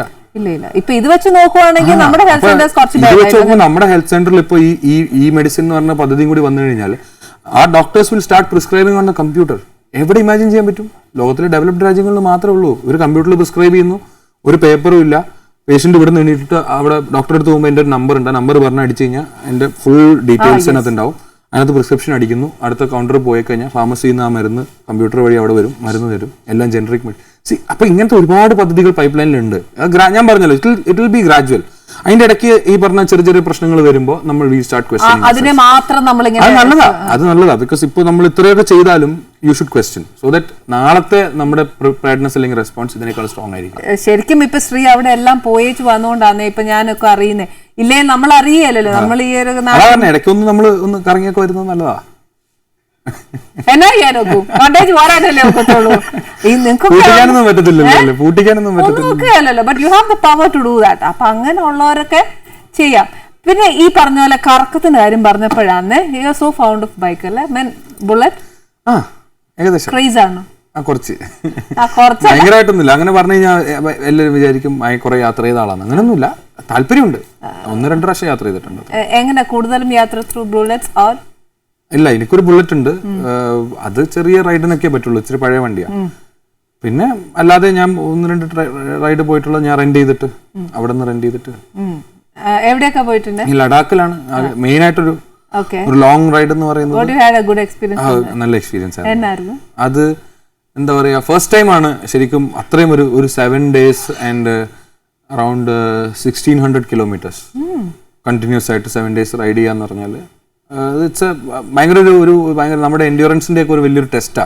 More than the enjoyment and all that. തുടക്കത്തിൽ ഭയങ്കര രസമാണ്. നമ്മൾ ഈ ലഡാക്ക് എന്ന് പറയുന്നത് ഭയങ്കര ഒരു ഡിഫറെന്റ് ഒരു സ്ഥലമാണ്. എന്താ പറയാ, ഒറ്റ ഇതിൽ പറഞ്ഞാൽ it's like you feel that it is out of this world. വേറൊരു ബ്യൂട്ടി അവിടെ. ഐ മീൻ അവിടുത്തെ മലകൾക്കായാലും അവിടുത്തെ കളർ ടോൺസ് ഒക്കെ ഡിഫറെന്റാ. അപ്പോൾ ആദ്യം നമ്മൾ ചെല്ലുമ്പോഴത്തേക്ക് ഇത് ഭയങ്കര ആദ്യത്തെ ദിവസമൊക്കെ ഭയങ്കര എൻജോയ്മെന്റാ. ഉച്ചയൊക്കെ കഴിയുമ്പോൾ നമുക്ക് മനസ്സിലാവും അതൊന്നും നമ്മൾ അറിയുന്നേ ഇല്ല. It is all blood. നമ്മൾ ആ റൈഡ് മാത്രമേ ഉള്ളൂ. It's about enduring it and reaching your destination, taking a rest for the night and then നാളെ രാവിലെ വീണ്ടും സ്റ്റാർട്ട് ചെയ്യുക. സോ കുറച്ചുകൂടി ഒരു ഇന്റേണൽ പ്രോസസ്സായി മാറും ദ ഹോൾ എക്സ്പീരിയൻസ്. മറ്റേത് കൂടുതൽ എക്സ്റ്റേണൽ, നമ്മൾ നിർത്തി ഫോട്ടോ എടുക്കുകയൊക്കെ ചെയ്യും നമ്മൾ. ബട്ട് എപ്പോഴും ബാക്ക് ഓഫ് ദ മൈൻഡിൽ നമുക്ക് ഉണ്ട്. കാരണം ഇരുട്ടാൻ പാടില്ല, മഴ പെയ്യാൻ പാടില്ല, നമുക്ക് സേഫ് ആയിട്ട് അവിടെ എത്തണം, നമ്മുടെ ഒരു കാൽക്കുലേഷൻ തെറ്റാൻ പാടില്ല, ഫ്യൂവല്, വണ്ടിയുടെ ഫിറ്റ്നസ്, നമ്മുടെ ഫിറ്റ്നസ്, ഹങ്കർ. കുറച്ചുകൂടി ഒരു സർവൈവൽ മോഡിലാണ് നമ്മൾ. അപ്പോൾ മൊത്തത്തില് ആ പുറത്തുള്ള ഒരു ഭംഗിയുടെ കൂടെ ആവുമ്പോ you can do this on A national highway also. ഇവിടുന്ന് ഡൽഹി വരെ ഓടിച്ചു പോവാം. പക്ഷെ അങ്ങനത്തെ ഒരു ഭംഗിയുള്ള ഒരു സ്ഥലത്ത് ഈ ഒരു എക്സ്പീരിയൻസ് ചെയ്യാൻ പറ്റുന്നത് ഭയങ്കര ഒരു കോൺട്രാസ്റ്റ് രണ്ടും തമ്മിൽ. ഭയങ്കര എക്സ്പീരിയൻസ്. അതെ അതെ, it's like when you're watching a comedy film and you're going through pain. ആ ഒരു കോൺട്രാസ്റ്റിന് എങ്ങനെ both are feelings that you have to feel and digest at the same time. അതൊരു ഭയങ്കര രസമാണ്. അത് ശരിക്കും പറയുന്നതിന്റെ ഒരു ഇച്ചിരി ഒരു പെർസെന്റേജ് മനസ്സിലാക്കാം. പക്ഷെ അത് പോയി കഴിയുമ്പോഴേ ഇതൊന്നും ഒരിക്കലും പറഞ്ഞ് എക്സ്പ്രസ് ചെയ്യാൻ പറ്റില്ല. പറയുകയാണെങ്കിൽ ഇപ്പൊ പറയാം അവിടുത്തെ പാങ്കോങ് ലേക്ക് നല്ലതാണ്, മൊണാസ്ട്രി ഉണ്ട്, അങ്ങനെ അല്ലാതെ you cannot describe the experience. അത് you have to and each one I believe will have a different experience. Definitely. പിന്നെ ഈ പറഞ്ഞ പോലെ ബീയിങ് ബ്രാഹ്മൺ ആൻഡ് ഓൾ, ഈ പലയിടത്തും ഇങ്ങനെ പോകുമ്പോൾ വാട്ട് അബൌട്ട് യുവർ ഫുഡ്? ഫുഡൊക്കെ ഇവിടെ എല്ലായിടത്തും മാനേജ് ചെയ്യാമല്ലോ. Vegetarian, no problem. You are not so fast about it. ഞാൻ വെജിറ്റേറിയൻ ആണെന്നുള്ളത് ഒഴിച്ചാൽ ഇന്നത് വേണം അങ്ങനെ ഒരു വലിയൊരു ഫുഡി ഒന്നുമില്ല. ഓക്കെ. ഇപ്പം നമ്മള് കളക്ടറായിട്ട് തിരുവല്ല കഴിഞ്ഞിട്ട് next you went to Devikulam. Okay. അവിടെ എത്ര ദിവസം ഉണ്ടായിരുന്നു? അവിടെ 1 year. 1 year. Okay. Have you got any punishment over? ഒന്നുമില്ല. ഇല്ല, പൊതുവെ ഇങ്ങനെ പണിഷ്മെന്റ് കിട്ടുമ്പോ ഈ കൊണ്ട് ഇടുക്കിയിലും ഇവിടെയൊക്കെ ഇടുമ്പോഴത്തേക്ക് ശരിക്കും നമ്മളൊരു എന്താ പറയാ, ഒരു ആമയെ കൊണ്ടൊരു കുളത്തി ഇട്ടേച്ച് ജീവിച്ചോന്ന് പറയാം. അത് ഒരിക്കലും ഒരു പണിഷ്മെന്റ് ഒന്നും അല്ല. കാരണം ഇപ്പം നമ്മളെല്ലാരും അല്ലാത്ത ആളുകളൊക്കെ അത്രയും കാശ് മുടക്കി റിസോർട്ടും ബുക്ക് ചെയ്ത് പോകുന്ന സ്ഥലമാണ് മൂന്നാർ. അവിടെ പോയിട്ട് നിർബന്ധിച്ച് 1 വർഷം ജീവിക്കാൻ പറഞ്ഞാൽ എങ്ങനെ പണിഷ്മെന്റ് ആവുന്നേ? അത്രയും ഗംഭീരമായ സ്ഥലത്ത് എത്ര എക്സ്പ്ലോർ ചെയ്യാനുണ്ട്, എത്ര യാത്ര ചെയ്യാനുണ്ട്. ശരിക്കും ജസ്റ്റ് അവിടെ നമ്മുടെ സബ് കളക്ടറുടെ ഏറ്റവും രസകരമായ കാര്യം തന്നെ സബ് കളക്ടറുടെ ബംഗ്ലാവാണ്. അതൊരു കാട്ടിന്റെ ഉള്ളിൽ ഒരു 100 വർഷം പഴക്കമുള്ള ഒരു ബ്രിട്ടീഷ് ബംഗ്ലാവ്. അവിടെ പോയിട്ട് നിർബന്ധമായിട്ട് നീ ഫ്രീ ആയിട്ട് താമസിച്ചേ പറ്റുമെന്ന് പറഞ്ഞാൽ വലിയ ബുദ്ധിമുട്ടാട്ടോ. മൂന്നാറിൽ ഭയങ്കര തണുപ്പൊക്കെ, ഭയങ്കര ഭംഗിയുള്ള സ്ഥലമല്ലേ, ഭയങ്കര പണിഷ്മെന്റ് ആട്ടോ. ശരിക്കും അവിടെ ഇപ്പൊ ബ്രിട്ടീഷുകാർ കുറെ അതിന്റെ നേച്ചർ അനുസരിച്ച് കംപ്ലീറ്റ് ആയിട്ട് അതിന്റെ രീതിയിലാണ് ഉണ്ടാക്കിയേക്കുന്നതെന്നൊക്കെ പറഞ്ഞു. പക്ഷെ ഇപ്പൊ അവിടെ മരങ്ങളൊക്കെ ഒത്തിരി മുറിച്ചേച്ച് നമുക്ക് അതിന്റേതായ ഒരുപാട് നാശങ്ങൾ സംഭവിക്കും. അവിടത്തെ ഇഷ്യൂസ് ഉണ്ട്. കാരണം അതിപ്പോ അവിടെ മാത്രമല്ല, നമ്മളിപ്പോ വേറെ ഡിസ്ട്രിക്ട്സ് എടുത്ത് നോക്കിയാലും വേറെ സ്ഥലങ്ങളിലും ഒക്കെ ഉണ്ട്.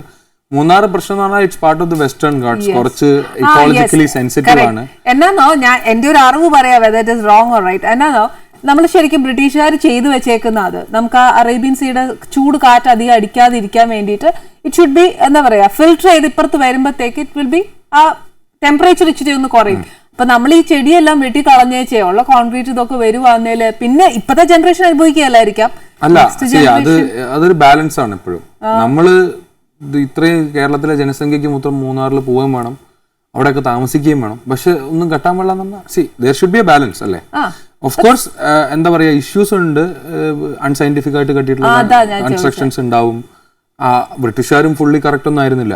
പറയാൻ പോവുകയാണെങ്കിൽ the entire mountain was forest. ഒരു ബ്രിട്ടീഷുകാരൻ വന്നിട്ട് അതിൽ മുഴുവൻ വെട്ടിയിട്ട് തേയില വെച്ചത്. That happened at the end of the 19th century. അതുവരെയും ഒരു ഡെൻസ് ഫോറസ്റ്റ് ആയിരുന്നു അത്. അത് രാജാവിന്റെ കയ്യിൽ നിന്ന് ലീസ് എടുത്തിട്ട് ഫുള്ള് വെട്ടിയിട്ട് തേയില വെച്ചു. So nobody is entirely correct or wrong. ഞാൻ നേരത്തെ പറഞ്ഞ പോലെ നമുക്ക് ഇത് പല കാര്യങ്ങളും നമ്മൾ പഠിച്ചിട്ട് വരുന്നേ ഉള്ളൂ. ഇതിനെപ്പറ്റിയൊന്നും നമ്മൾ ഈ ഒരു ലെവൽ ഓഫ് ഡെവലപ്മെന്റിൽ some things we are bit behind schedule, some things we are ahead of schedule. അപ്പോൾ അത് ഒരു ലേണിംഗ് കർവ് ആണ്. But I think we have started realising. അപ്പോൾ അതിൻ്റെതായിട്ടുള്ള മാറ്റങ്ങൾ വന്നു തുടങ്ങിയിട്ടുണ്ട്. ശ്രീ ഇപ്പൊ പറഞ്ഞല്ലോ എവറിബഡി എല്ലാവരും ശരിയാണ് എന്ന് വിശ്വസിക്കരുത്, എല്ലാവരും ചിലപ്പോൾ തെറ്റ് ചെയ്തിട്ടുണ്ട്. ഇപ്പൊ ബ്രിട്ടീഷുകാർ തന്നെ കുറെ ചെടി വെട്ടിയേച്ച് അവിടെ തേയിലത്തോട്ടം വെച്ചെന്ന് പറഞ്ഞ് ഇപ്പം ശ്രീയുടെ കണ്ണിൽ തന്നെ കുറെ പേര് കുറ്റം ചെയ്തവരുണ്ടാവും. And you know it very well that he did wrong. അവിടെ ശ്രീ ആരെങ്കിലും കറക്റ്റ് ചെയ്യാൻ പോയിട്ടുണ്ട്? അല്ല, ബേസിക്കലി പറഞ്ഞാൽ it depends on whether you have the right to correct that person അല്ലേ? ചുമ്മാ നമ്മൾ റോഡിൽ ഒരാൾ അതാ പറഞ്ഞേ, അത് നമ്മുടെ ഇതിന്റെ അകത്ത് വരുന്ന നമ്മുടെ ഒരു ആംബിറ്റിൽ വരുന്ന നമ്മുടെ ഒരു ഇതിൽ വരുന്ന ഒരു ഇഷ്യൂ ആണെങ്കിൽ നമ്മൾ ഇടപെടും. അല്ലെങ്കിൽ you can probably report to the concern person. അങ്ങനെ പല കാര്യങ്ങൾ ചെയ്യാമല്ലോ. അതല്ലേ പറയുന്ന നിയമത്തിൽ തന്നെ every common man can be a police officer. ഒരു ക്രൈം നടക്കുന്നുണ്ടെങ്കിൽ you have the right to arrest a person. അങ്ങനെയാണ് നിയമത്തിൽ എഴുതിയിരിക്കുന്നത്. നമ്മൾ എത്ര പേര് ചെയ്യുന്നു? ഞാൻ ഒരു കാര്യം പറയട്ടെ, ഈയിടെ TV കണ്ടതാന്നെ, ഒരു സ്ത്രീയെ ഒരു ഭർത്താവ് വെട്ടിക്കൊന്നേച്ച് റോഡിലോട്ട് എറിയുക. എന്നുവെച്ച് നമ്മൾ കാണുന്ന TV-യില് അത് റോട്ടിൽ കിടന്ന ആ സ്ത്രീ പിടയ്ക്കുക. നമ്മുടെ ഒരു മനുഷ്യൻ പോലും ആ സ്ത്രീയെ ഒന്ന് എടുക്കാൻ വൈ അവർ കൊണ്ടുപോയി ഒരു ഹോസ്പിറ്റലാക്കി കഴിയുമ്പോഴത്തേക്ക് അയാൾ വിക്ടിമായി കേസായി, പിന്നെ അയാളുടെ തലയിലായി. ഒരു ആക്സിഡന്റ് നടന്നാൽ പോലും nobody takes initiative to take him to the hospital. അതൊക്കെ മാറിട്ടോ. ഈ സാധനം ഫേക്ക് ന്യൂസ് നമ്മൾ സൂക്ഷിക്കണം കേട്ടോ. കേരളത്തിൽ ഈ പ്രശ്നമില്ല. I have personally done this. Accident ആയ ആളെ ഞാൻ ആരാന്നൊന്നും ആർക്കും അറിയത്തില്ലായിരുന്നു. ഇല്ല, കേരളത്തിൽ ഈ ഇഷ്യൂ ഇല്ല. You shouldn't say that at all. This has been fully solved in Kerala. കേരളത്തിൽ ഒരു ഹോസ്പിറ്റൽ എല്ലാ സ്ഥലത്തും നിയമപരമായിട്ട് അങ്ങനെ ഉണ്ടെന്നാണ്. ബട്ട് ഇവിടെ ഫുള്ളി ഇംപ്ലിമെന്റഡ് ആണ്. ഒരു റോഡ് ട്രാഫിക് വിക്ടിമിനെ ഹോസ്പിറ്റലിൽ എടുത്തുകൊണ്ട് പോയാലും you won't be held responsible in any way. അവിടെ കൊണ്ടുപോയി ഏൽപ്പിച്ചിട്ട് നമുക്ക് വരാം. എൻ്റെ ഫ്രണ്ട്സ് പല ആളുകൾക്ക് സംഭവിച്ചിട്ടുണ്ട്. ഈ കഴിഞ്ഞ മാസം പോലും എനിക്ക് പരിചയമുള്ള നന്നായി അറിയാവുന്ന ഒരാൾക്ക് ഇത് സംഭവിച്ചു. കണ്ടു, വണ്ടിയിൽ എടുത്തുകൊണ്ട് പോയി കൊണ്ടുപോയി വിട്ടു, കോളം പറഞ്ഞു.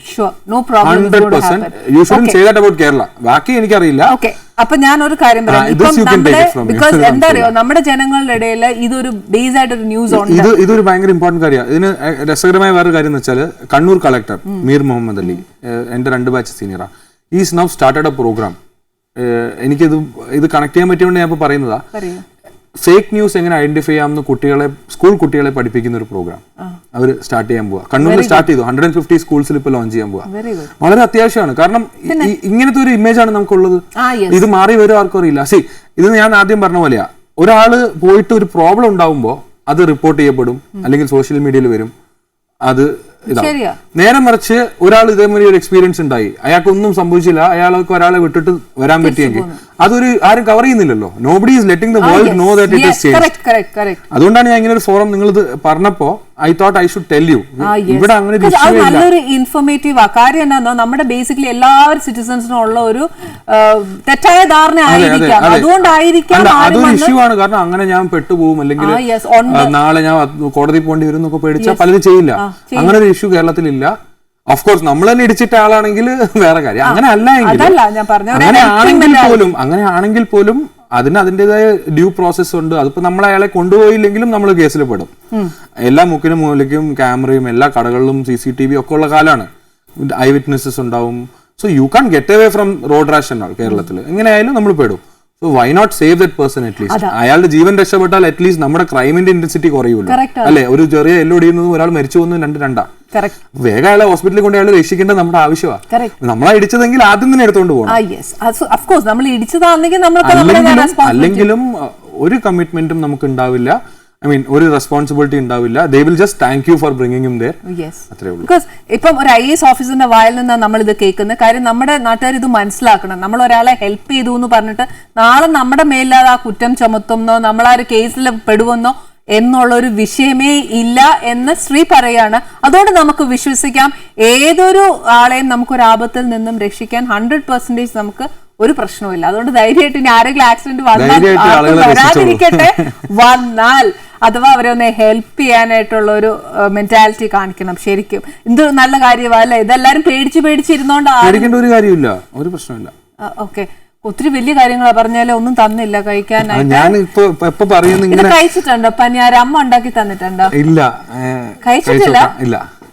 ശരിക്കും ബ്രാഹ്മിൻസിന്റെ ഇടയിൽ ഇഷ്ടം പോലെ ഉള്ളതാണ്.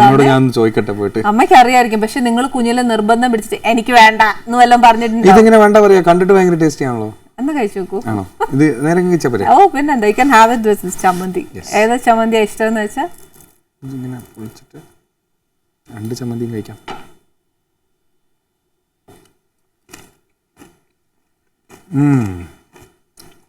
എങ്ങനെയാ ഉണ്ടാക്കുന്നത്? ഉഴുന്നുവട തന്നെയാണോ? സംവാട്ട് ഒരു ഉഴുന്നുവടയുടെ ഫാമിലിയാണ്, ബട്ട് ഉഴുന്നുവട അല്ല. അല്ല, ഉഴുന്നല്ല, ബട്ട് ഉഴുന്നുവടയുടെ ഫാമിലിയാ. അപ്പൊ ഇതിനകത്ത് എന്തുവാ? ഇതിനകത്ത് ദോശമാവിന് അരയ്ക്കുവല്ലേ നമ്മൾ, അരി ഉഴുന്നല്ല, ബാക്കി ഉഴുന്നു പരിപ്പ് എല്ലാം ഉണ്ട്. It's A complete difference, but A family of ഉഴുന്നുവട. എന്റെ അമ്മയ്ക്കൊന്ന് പറഞ്ഞു കൊടുക്കോ? ബെസ്റ്റ്. ആ അമ്മയ്ക്ക് ഇതിലും നല്ല കാര്യങ്ങൾ ഉണ്ടാക്കാൻ അറിയായിരിക്കും. അമ്മ ശരിക്കും എന്നായിരിക്കും ഏറ്റവും നല്ല ഭക്ഷണം ഉണ്ടാക്കുന്നത്. അമ്മ ആക്ച്വലി ഭയങ്കര കിടിലൻ കുക്കാട്ടോ. നമ്മുടെ ഫാമിലി തന്നെ ഏറ്റവും അറിയപ്പെടുന്ന കുക്കാണ്. അമ്മയുടെ സ്പെഷ്യൽസ് എന്നൊക്കെയാ? എനിക്ക് ഏറ്റവും ഇഷ്ടം രസമാണ്. പിന്നെ എല്ലാം നല്ല രസം, സാമ്പാർ, രസവും ചോറ്, അതാണ് എപ്പോഴും ഉള്ള ഫേവറേറ്റ് ഫുഡ്. ഏതാ സത്യം പറയണം, ഇല്ല ഞാൻ പറയും. എനിക്ക് പുട്ട് ഭയങ്കര ഇഷ്ടം. ഇത് ഞാൻ പറയാൻ വരുമായിരുന്നു. അതാണ് ഈ പുട്ടിനോട് ഇത്ര സ്നേഹം. പുട്ടും കടലയും ഭയങ്കര ഇഷ്ടമാണ്. ഞാൻ എങ്ങനെ ഇവിടെ പുട്ടും കടലയും ഉണ്ടാക്കി വെക്കുന്നേ? നമ്മുടെ നാട്ടുകാർക്ക് ഇവിടെ വരുന്ന ആൾക്കാർക്കൊക്കെ ഇല്ലേ, അവർക്ക് ഇഷ്ടമുള്ള ഉണ്ടാക്കി കൊടുക്കാനാണ് ഇഷ്ടം. പിന്നെ നമ്മുടെ പ്രേക്ഷകർക്ക് അറിയാൻ മേലാത്തതും കൂടെ ഉണ്ടാക്കി കൊടുക്കണം. അതുകൊണ്ട് ഞാൻ വിചാരിച്ചു പുട്ട് എല്ലാവർക്കും അറിയാവുന്ന ഒരു കാര്യമല്ലേ. പിന്നെ ഞാൻ വിചാരിച്ചു എല്ലാവർക്കും അറിയാൻ മേലാത്ത ഒരു കാര്യവും എന്നാൽ ക്വൈറ്റ് ഡിഫറെന്റ് ആയിട്ടുള്ള ഒരു കാര്യവും ഒരെണ്ണം ഉണ്ടാക്കാമല്ലോ എന്ന് വിചാരിച്ചു. I try this. പുട്ടും കടലയും അല്ലേ? ഞാൻ ഇന്നലെ രാത്രിയും പുട്ടാ കഴിച്ചത്, അതുകൊണ്ട് കുഴപ്പമില്ല. 24 hours പുട്ട് തന്നു യു ഹാപ്പി. 2-3 നേരം കഴിക്കാം. അപ്പൊ കെട്ടുന്ന വേണത് ഹാപ്പിയാ. പുട്ടല്ലേ, വേറെ ഒന്നും കൊടുക്കണ്ടല്ലോ. ഇപ്പൊ കല്യാണം കഴിക്കാൻ വരെ താല്പര്യം ഒന്നുമില്ല. കുട്ടികളെ ആരും കണ്ടുപിടിച്ചില്ല? ഇല്ല. അമ്മയാണോ കണ്ടുപിടിക്കുന്നേ? ഇല്ല, കണ്ടുപിടിക്കാൻ സമയമാകുമ്പോ. കണ്ടുപിടിച്ചു? ശ്രീ കണ്ടുപിടിച്ചു? ഇല്ല, കണ്ടുപിടിച്ചിട്ടില്ല. In the process. Okay. Sri ഒരാളാ? You have siblings? എനിക്ക് അനിയത്തി. What is doing? അനിയത്തി ഡോക്ടറാണ്. She's an ENT surgeon. ബാംഗ്ലൂരിൽ സെറ്റിൽ, കല്യാണം കഴിഞ്ഞ ഒരു കുട്ടിയുണ്ട്. ഓക്കെ. ശ്രീ ഒരു കാര്യം ചോദിച്ചിട്ട്, നമ്മൾ ഈ സിനിമ കാണുന്ന കൂട്ടൊക്കെ ഇപ്പൊ ചിലർ whoever in the power, may be പൈസ വൈസ് ആയിരിക്കാം, അല്ലെ പൊളിറ്റിക്കൽ വൈസ് ആയിരിക്കാം, എന്തോ ആയിക്കോട്ടെ, ഹൂഎവർ ദ പേഴ്സൺ, ചിലരൊക്കെ വന്നേച്ച് കളക്ടറെ അതിലൊന്ന് ഒപ്പിട്ടെ, എനിക്ക് ആ കാര്യം നേടണം എന്ന് പറഞ്ഞ ആരെല്ലാം? ഇല്ല, അതൊന്നും ഇവിടെ നടക്കുന്ന കേസൊന്നും ഇല്ല, വെറുതെ പറയുന്ന. അതൊക്കെ സിനിമയാകുമ്പോ ഒരു മസാലയല്ലേ, അത് വെറുതെയാ. ഇപ്പം ഏട്ടന്റെ പടത്തിലൊക്കെ, മമ്മൂക്കയുടെ പടത്തില് മമ്മൂക്ക ഇങ്ങനെ കുറ്റിയൊക്കെ ഇട്ടിട്ട് നല്ല മമ്മൂക്കയുടെ സിനിമയിലുള്ള പോലെയൊക്കെ നമ്മൾ പ്രതീക്ഷിച്ചു പോയത് ഒന്നുമില്ലെന്നേ. വെറുതെ. ശരിക്കും അതൊക്കെ കാണുമ്പോഴാണ് നമുക്കിപ്പോ പിള്ളേർക്കൊക്കെ കൂടുതൽ IAS ഓഫീസർ ആവണം, ഞാൻ അത് ചെയ്യണം, ഇത് ചെയ്യണം, മറ്റു ചെയ്യണം എന്നൊക്കെ പറഞ്ഞ് കൂടുതൽ. അല്ല, അങ്ങനത്തെ ഇഷ്യൂസ് ഉണ്ടെങ്കിൽ നമുക്കത് ഹാൻഡിൽ ചെയ്യാം, പക്ഷെ അതൊന്നും ഇല്ലല്ലോ. എവിടെ ശ്രീ MBBS പഠിച്ചു? ഞാൻ Trivandrum. Back to Trivandrum again. Okay, എങ്ങനെയുണ്ട്? കൊള്ളാം. ഞാൻ 6 വർഷം MBBS പഠിച്ചു, പിന്നെ സിവിൽ സർവീസിന് പ്രിപ്പയർ ചെയ്ത് 1-2 വർഷം ഇവിടെ തന്നെയായിരുന്നു. കുറെ ഫ്രണ്ട്സ് ഉണ്ട്, ഇപ്പോഴും ഉണ്ട്. അവരൊക്കെ കുറെ പേരുണ്ട് ഇവിടെ. ഡോക്ടേഴ്സ്, മെഡിക്കൽ കോളേജ് കാർഡിയോളജിസ്റ്റ് ഒക്കെ ആയവരുണ്ട് എന്റെ ബാച്ച്മേറ്റ്സ്. അപ്പോൾ അവരൊക്കെ ഇടയ്ക്ക് കാണും, മീറ്റ് ചെയ്യാറുണ്ട്. ഒത്തിരി കാണും. അല്ല, പിന്നെ ഒരു കാര്യമുണ്ട്, കേരളത്തിലായോണ്ട് you keep coming to Trivandrum. അപ്പൊ ഫീൽഡിലാവുമ്പോഴും ഇടയ്ക്ക് ഒരു മാസത്തിൽ ഒരു മീറ്റിംഗ്. MBBS എടുത്തു, IAS അച്ഛൻ എന്ത് പറഞ്ഞു? അച്ഛന് ഞാൻ ഇപ്പോഴും ഡോക്ടർ ആവണം തന്നെയാണ്. IAS ആയപ്പോ അല്ല അങ്ങനെയല്ല, ഇവിടെ എന്താ പറയാ like it more had I continued being a doctor. പക്ഷെ അങ്ങനെയല്ല, not that he's unhappy or he's very happy. പിന്നെ ഈ കുറച്ച് ഈ പറഞ്ഞ there is a perception that ഇത് റിസ്കി ജോബ് ആണെന്നൊക്കെ ഒരു തെറ്റിദ്ധാരണയുണ്ട്. അപ്പൊ അതിൻ്റെതായ ചെറിയ പേടിയൊക്കെ ഉണ്ടാവും. അതൊക്കെ മാറി, ഇപ്പൊ ഒന്നും സംഭവിച്ചില്ല എന്നുള്ളതുകൊണ്ട് മാറി. പക്ഷേ എന്താ പറയാ, അച്ഛനും ഡോക്ടർ ആവണമെന്ന് വലിയ ആഗ്രഹമായിരുന്നു പണ്ട്. അപ്പൊ അതുകൊണ്ട് തന്നെ എനിക്ക് തോന്നാറുണ്ട് ഇടയ്ക്ക് ഞാൻ ഡോക്ടർ ആയിട്ടായിരിക്കുന്നതായിരുന്നു അച്ഛന് കൂടുതൽ താല്പര്യം തോന്നാറുണ്ട്. ക്യാമ്പസ് ലൈഫ് ഒക്കെ എങ്ങനെയായിരുന്നു ശ്രീധർ? ക്യാമ്പസ് ലൈഫ് അല്ലേ ഒരു എന്താ പറയാ, കേരളത്തിലെ ഏറ്റവും നല്ല ക്യാമ്പസുകളിൽ ഒരെണ്ണമാണ്. പിന്നെ 6 years ഓഫ് ക്യാമ്പസ് ലൈഫ് വേറെ ഒരു കോഴ്സിനും ഇല്ല. നല്ല വളരെ മനോഹരമായ, പിന്നെ തീർച്ചയായും കുറെ എൻജോയ് ചെയ്തു ഒത്തിരി. പിന്നെ 200 പേരുടെ ബാച്ചാ, it's a huge batch, so many friends. അതുപോലെ തന്നെ സീനിയേഴ്സ് ആയിട്ടും ജൂനിയേഴ്സ് ഒക്കെ ആയിട്ട് നല്ല ബന്ധമായിരുന്നു. വളരെ കളർഫുൾ ആയിട്ടുള്ള ക്യാമ്പസ് ലൈഫ്, ഫെസ്റ്റിവൽസും ഒക്കെ ആയിട്ട്. ഒരു കാര്യം ചോദിച്ചോട്ടെ, ഇപ്പം ഈ IAS ഓഫീസേഴ്സിന് എപ്പോഴും അപ്ഡേറ്റ് ആയിരിക്കണം, എപ്പോഴും റീഡിങ് മസ്റ്റ് ആണ്, ന്യൂസ് ഒക്കെ അപ്ഡേറ്റ് ആയിരിക്കണം, ന്യൂസ് പേപ്പർ വായിക്കണം, ന്യൂസസ് എപ്പോഴും കാണണം. ചുരുക്കി പറഞ്ഞാൽ ഹി ഷുഡ് ബി അപ്ഡേറ്റഡ് എന്ന് പറയുന്നത് സത്യമാണ്. കുറെയൊക്കെ നമുക്ക് ഒരു ലോക വിവരവും നമ്മുടെ ചുറ്റിൽ നടക്കുന്ന കാര്യങ്ങളൊക്കെ അറിഞ്ഞിരിക്കണം. എല്ലാം അറിയണം എന്നൊന്നും പറയാൻ പറ്റില്ല. എല്ലാം അറിയേണ്ട കാര്യവുമില്ല. You are not an encyclopedia അല്ലേ. ആളുകൾ ഒന്ന് ഡൗട്ടൊന്നും ചോദിക്കാൻ പോകുന്നില്ലല്ലോ. സ്കൂൾ മാസ്റ്റൊന്നും അല്ലല്ലോ, നമ്മുടെ ഈ ഓഫീസർ അല്ലേ. അപ്പൊ അങ്ങനെ ആരും ഒന്ന് സംശയം ചോദിക്കുന്നത് ക്ലിയർ ചെയ്യാൻ വേണ്ടിയിട്ടല്ല. പക്ഷെ വെൻ യു സീ സംതിങ്, അതിന്റെ ബാക്ക്ഗ്രൗണ്ട് എന്താണ്, അത് എന്താണ് അങ്ങനെ ഉണ്ടാവാൻ കാര്യം എന്നൊക്കെ ഒന്ന് അറിഞ്ഞിരിക്കുന്നത് നല്ലതാണ്. ഓക്കെ. അപ്പം ഒരു IAS ഓഫീസർ ആവാൻ വേണ്ടി പ്രിപ്പയർ ചെയ്യുന്ന ഒരു കുട്ടിക്ക് what good advice can you give them? ഇത് ഇപ്പൊ എന്റെ പാത്ത് അത്യാവശ്യം കറക്റ്റ് ആണെന്ന് തന്നെയാണ് ഞാൻ വിശ്വസിക്കുന്നത്. സോ ഒരുപാട് ഏർലി ആയിട്ട് എടുക്കേണ്ട ഒരു ഡിസിഷൻ അല്ല ഇത്. ഇപ്പൊ പലപ്പോഴും നമുക്കറിയാം, സ്കൂളിൽ പഠിക്കുമ്പോഴേ 10ാം ക്ലാസ്സിൽ 8ാം ക്ലാസ്സിലൊക്കെ പഠിക്കുമ്പോഴേ കുട്ടികളെ IAS ആക്കാൻ വേണ്ടി നടക്കുന്നു. ഞാനിപ്പോൾ ഈ എക്സാം എഴുതിയത് 5 കൊല്ലം മുമ്പാണ്. ഞാൻ എഴുതിയ സമയം തൊട്ട് ഇപ്പോൾ വരെ തന്നെ there have been n number of changes in the എക്സാമും സർവീസിന്റെ കാര്യത്തിലായാലും. ഇപ്പോൾ ഏറ്റവും റീസെന്റ് ആയിട്ട് വന്ന lateral entry in higher level joint secretary റാങ്കിലൊക്കെ ലാറ്ററൽ എൻട്രി വരെ വന്നു. ഭയങ്കരമായിട്ട് ഡൈനാമിക് ഫേസിലൂടെയാണ് ഈ സർവീസ് കടന്നു പോകുന്നത്. അപ്പോൾ നമ്മൾ ഈ 8ാം ക്ലാസ് പഠിക്കുന്ന കുട്ടിയുടെ അടുത്ത് IAS ആവണമെന്ന് പറയുമ്പോൾ he is going to write the exam after ഒരു 8 to 10 years. അന്ന് ഈ എക്സാം എന്തായിരിക്കും, ഈ സർവീസ് എന്തായിരിക്കും ഒന്നും അറിയില്ല. It will be very different for sure. It may be for better or worse, but it will be different. അപ്പൊ ആ ഒരു സാഹചര്യത്തിൽ ഞാൻ ആവണോ വേണ്ടോ എന്ന് തീരുമാനിക്കാൻ എനിക്കൊരു പക്വത വേണം. അല്ലാതെ നമ്മൾ ഈ പറഞ്ഞ് ഇങ്ങനെ ആക്കിയിട്ട് ആവരുത് കുട്ടികൾ അതിലേക്ക് വരേണ്ടത്. നമുക്ക് സ്വയം തോന്നും, നമ്മൾ സ്വയം എടുക്കേണ്ട ഡിസിഷൻ. അത് എല്ലാവർക്കും തോന്നണമെന്നും പറയാൻ പറ്റില്ല. വാശി പിടിക്കേണ്ട കാര്യമില്ലല്ലോ. എല്ലാവരും കയറി IAS ആവേണ്ട കാര്യമൊന്നുമില്ല. This is just one among so many great professions അല്ലേ. എല്ലാം നല്ല പ്രൊഫഷൻസ് ആണ്, അതിലൊരു പ്രൊഫഷനാണിത്. അപ്പൊ അതിന്റെ ഒരു റൈറ്റ് ആറ്റിറ്റ്യൂഡും അതിനോടുള്ളൊരു ആപ്റ്റിറ്റ്യൂഡ്, കുറച്ചൊരു ഇൻട്രസ്റ്റ്സ്, അതിന് വേണ്ട ഒരു നോളജ് ബേസ്, പിന്നെ അതിന്റെ ചില പ്രോസ് ആൻഡ് കോൺസ് ഉണ്ട്. നമ്മൾ ചില കോംപ്രമൈസസ് ചെയ്യേണ്ടി വരും, ചില അഡ്വാൻറ്റേജസ് ഉണ്ട്. അപ്പൊ അതൊക്കെ എന്താണെന്ന് കറക്റ്റ് മനസ്സിലാക്കണമെങ്കിൽ ഒരു പക്വത വരണം. ഒരു ചെറിയ ഉദാഹരണം മാത്രം പറയാം. ഇപ്പോൾ എൻ്റെ ബാച്ചിൽ മലയാളികളായിട്ട് 13 ഓഫീസേഴ്സ് ഉണ്ട്. അതിൽ ഞാനും ഫസ്റ്റ് റാങ്ക് കിട്ടിയ ഹരിതയും മാത്രമേ കേരളത്തിലുള്ളൂ. Some of them are working in Maharashtra, west Bengal, Tripura, Tamil Nadu, അങ്ങനെയൊക്കെ സ്ഥലങ്ങളിൽ വർക്ക് ചെയ്യുന്നവരുണ്ട്. അവർക്ക് അവരുടെ കരിയർ ഫുൾ അവർ അവിടെയാണ് വർക്ക് ചെയ്യാൻ പോകുന്നത്. They are not, may be for 5 years they can come on deputation, but majority of their career they will be in that state. Are you ready for that? കാരണം നമ്മൾ IAS ആലോചിക്കുമ്പോൾ ഉടനെ കൊച്ചിയിൽ collector ആവണമെന്നോ കേരളത്തിൽ അതാവണമെന്നൊക്കെ വിചാരിക്കുക. എല്ലാവർക്കും കിട്ടില്ലല്ലോ. അപ്പോൾ are you ready to go and work in a north east state for or a backward state for next 30 years for your active life അവിടെ സ്പെൻഡ് ചെയ്യാൻ തയ്യാറാണോ എന്നൊക്കെ ചോദിക്കണം. അതൊരു എങ്ങനെ ഒരു 8ാം ക്ലാസ് കുട്ടി തീരുമാനിക്കുക? ഈ കുട്ടികളെ IAS ആക്കാൻ നടക്കുന്ന പേരൻസ് അവരോട് ചോദിക്കണം, കുട്ടികളെ 30 വർഷത്തേക്ക് വിടാൻ തയ്യാറാണോ? അല്ലല്ലോ. സോ അതിന്റെ എല്ലാ വശങ്ങളും പഠിച്ച് അതിന്റെ സർവീസിന്റെ പ്രോസ് ആൻഡ് കോൺസ് മനസ്സിലാക്കുക. പിന്നെ IAS എന്ന് പറഞ്ഞ ഈ പരീക്ഷ എഴുതാനും പാടില്ല. ഇതൊരു 10-20 സർവീസുകളുടെ ഒരു കളക്ഷനാണ്. അതിലൊരു സർവീസ് മാത്രമാണ് IAS. ഇതേപോലെ തന്നെ കിടിലായിട്ടുള്ള സർവീസസ് ആണ് ബാക്കിയെല്ലാം. ഇന്ത്യൻ പോലീസ് സർവീസ് ഉണ്ട്, ഫോറിൻ സർവീസ് ഉണ്ട്, റവന്യൂ സർവീസ് ഉണ്ട്, പോസ്റ്റൽ സർവീസ് ഉണ്ട്, റെയിൽവേ സർവീസ്, എല്ലാത്തിൻ്റെയും ഒരു ടോപ്പ് ലെവലിലുള്ള മാനേജ് ചെയ്യുന്ന ആളുകളെ എടുക്കുന്ന ഒരു പരീക്ഷയാണ് സിവിൽ സർവീസ്. അപ്പോൾ ഈ പരീക്ഷ എഴുതിയതിൽ ഏത് സർവീസിലും വരാം. അപ്പോൾ ഒരിക്കലും ഞാൻ IAS ആവണം എന്ന് വിചാരിച്ചിട്ടാവരുത് ഇതിൽ വരേണ്ടത്. എല്ലാവരും അങ്ങനെ വരുന്നത്. പക്ഷെ എങ്കിൽ കൂടി ഗോയിങ് ഫോർവേഡ് എല്ലാ സർവീസുകളും ഈക്വലി ചാലഞ്ചിങ് ആണ്, ഈക്വലി എന്താ പറയുക ഇൻട്രസ്റ്റിംഗ് ആൻഡ് ഇമ്പോർട്ടൻ്റ് ആണ്. അപ്പോൾ അതിലൊക്കെ വന്നാലും ഇതേപോലെ ഒരു ഓപ്പർച്യൂണിറ്റി ഉണ്ട്. അപ്പൊ അതിൽ ഏതിൽ വന്നാലും ഞാൻ സെർവ് ചെയ്യും എന്നുള്ള ആറ്റിറ്റ്യൂഡോട് കൂടി. അതെ, അത് നമ്മുടെ ഓൺ ഡിസിഷൻ ആണ്. യെസ്. അപ്പൊ ഇതൊക്കെ എങ്ങനെയാ ഒരു 8ാം ക്ലാസ് 10ാം ക്ലാസ് കുട്ടി അവർക്ക് അത് ചിന്തിക്കാനുള്ള ഒരു ഇത് എനിക്ക് തന്നെ മനസ്സിലായിട്ടില്ല ഇത്രയും പ്രായമായിട്ടും. അപ്പൊ ഇപ്പോഴും ഇങ്ങനെ ആലോചിക്കണം, കൊള്ളാം, കുഴപ്പമില്ല, ഓരോ ദിവസം നമ്മൾ എക്സ്പ്ലോർ ചെയ്യല്ലേ. അപ്പൊ later your decision the more mature it will be. അതേ ഞാൻ ഉദ്ദേശിച്ചുള്ളൂ. നമ്മള് പ്രായം ചെല്ലുന്നതോറും നമ്മുടെ മെച്ചുവർ ആവും. അപ്പൊ അതനുസരിച്ച് നമുക്ക് ഡിസിഷൻ സ്വയം എടുക്കാം. ഒരാൾ പറഞ്ഞിരുന്ന അഡ്വൈസിനെയും അത് എങ്ങനെ എടുക്കാം എന്ന് നമുക്ക് മനസ്സിലാവും.